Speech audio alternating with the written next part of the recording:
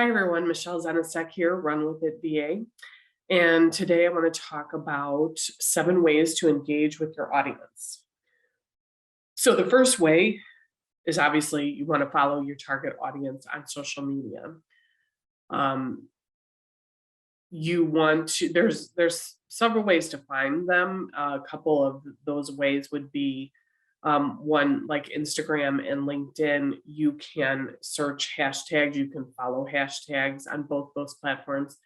Um, you want to make sure you have a list of the hashtags that your target audience is using on social media. If you need help with hashtag research, you can reach out to me.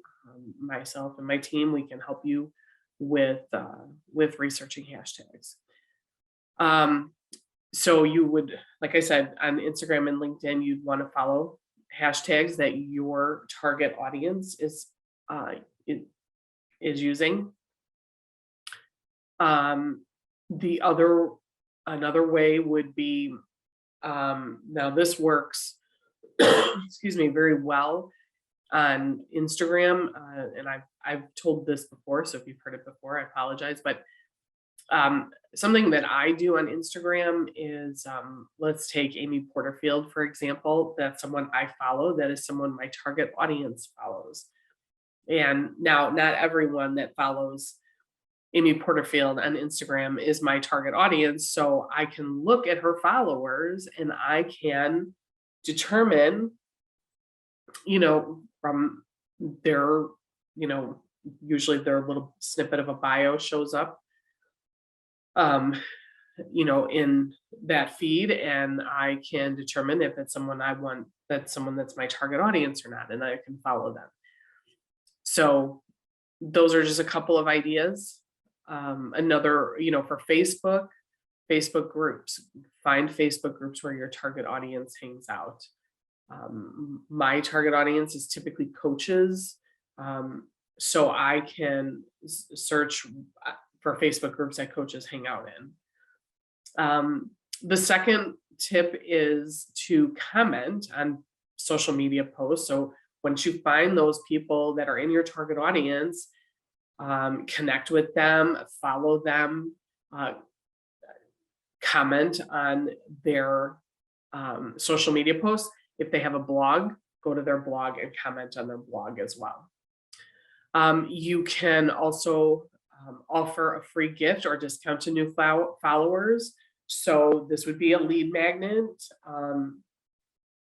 Anyone who follows me knows that I have a lead magnet that is how to create a lead magnet. So I have a free offer, is how to create, it's a 20-minute presentation. That's how to create a lead magnet. So happy to share that with you if you'd like. But that's a great way to get people onto your list. And so as you create conversations from some of these other tips that I have given you, you can share your free gift or a discount with followers if you're selling a product. Another way to engage with your audience is to share personal stories in your blog posts or even on social media posts. It makes you more relatable and humanizes you. Now, with that being said, you get to decide how much you're willing to share. If there may be things going on in your life that you don't want to share, and that's okay. If you follow Jasmine Star, I follow her, and I'm in her paid group, and she says it has to do with what would you say to a stranger on an airplane when you're sitting next to a stranger on an airplane and you get into a conversation. You're not going to tell them your whole life story, but you're going to tell them what you're comfortable sharing. And so that should be your measuring stick, so to speak, when you are creating content for social media. How much are you willing to share with others about you personally? Another tip is to use emojis. Emojis can be fun, and sometimes people may think they're unprofessional, but there are actual case studies out there that show that emojis do actually increase your reach on some of the platforms. So If you think they're unprofessional, I mean, obviously you don't want to like have this abundance of emojis versus text, right? You want it to look tasteful.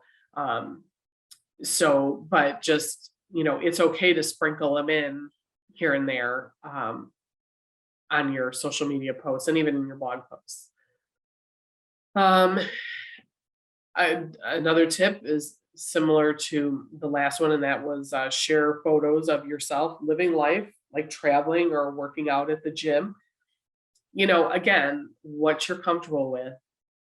You know, I mean, if you're a health coach or you're a fitness coach working out at the gym, sharing those kind of stories, that is definitely something you want to be doing. But even if you are a business coach, you might show a picture of yourself working out at the gym and tell a little story behind it that your target audience is going to relate to. But again, share what you're comfortable sharing.